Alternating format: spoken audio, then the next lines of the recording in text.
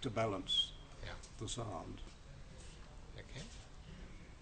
Mr. Mawrey, your comment about a banana republic went around the world.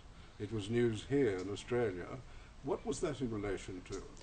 Well, when I had uncovered the fraud in Birmingham, I was struck by a statement by the British government saying that fraud wasn't happening and all the safeguards were working well.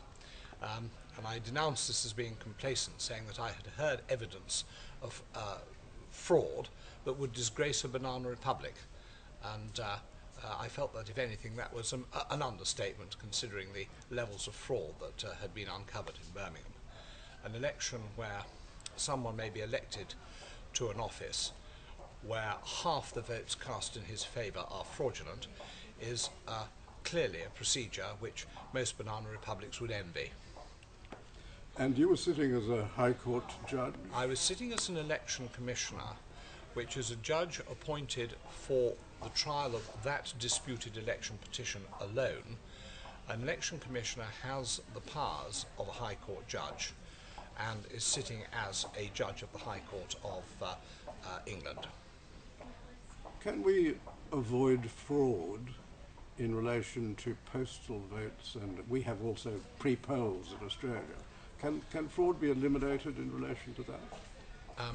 In my judgment, formed on an examination of these cases over the last 5 years, I do not think a system of postal voting on demand can be operated in any way which will eliminate the risk of serious and massive fraud. I think it simply cannot be done. We're told in Australia by the politicians that it's very important to make voting easy. What do you think of that proposition? The first is, I don't think making it easy actually increases the willingness of people to vote.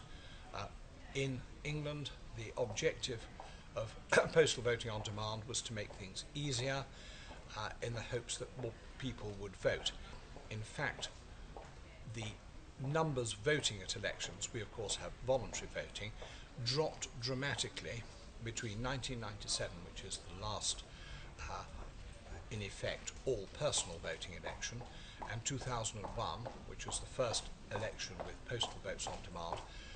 The drop was as high as 12%, from 71 to 59% drop in voting.